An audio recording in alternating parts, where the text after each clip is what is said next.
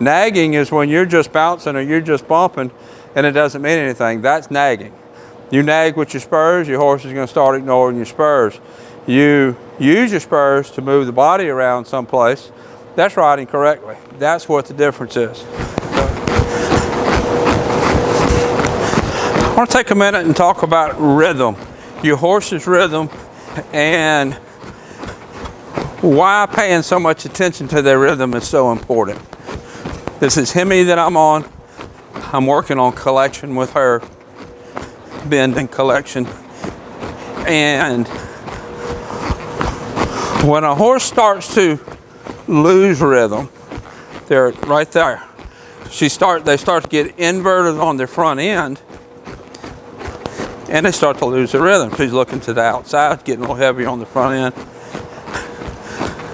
Now I got her a little bit better round. We got a little bit better rhythm. And by rhythm, I mean the rhythm of our footfall. It should be like a metronome. It should be a steady beat all the time, exactly the same. But when a horse is developing muscle, their rhythm is going to be inconsistent. They're going to speed up, they're going to slow down.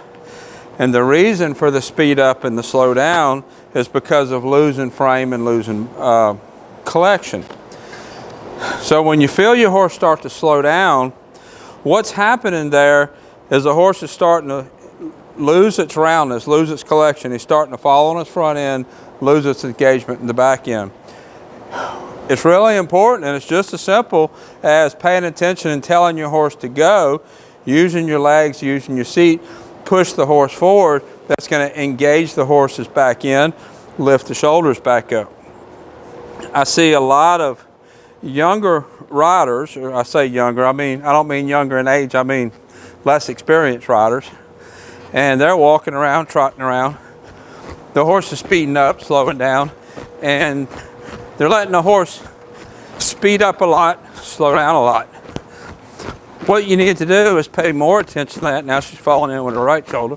Pay more attention to the rhythm, make little changes to your horse's rhythm so that you don't get right there. See how she slowed down and then she sped up, and at the same time she sped up, her nose came in. Lifted her back up, she engaged. Try to make little adjustments to your horse, because what you don't want to do is let the horse slow way down and then kick to go faster, and then you just sit there and the horse eventually slows down again. See how she's falling in? You don't want that to happen. You want to make little adjustments.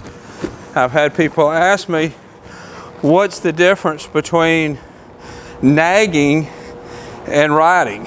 And what the difference is when you are riding, every time you ask that horse to do something, you ask, the horse does. That's riding correctly. Nagging is when you're just bouncing or you're just bumping and it doesn't mean anything. That's nagging. You nag with your spurs, your horse is going to start ignoring your spurs.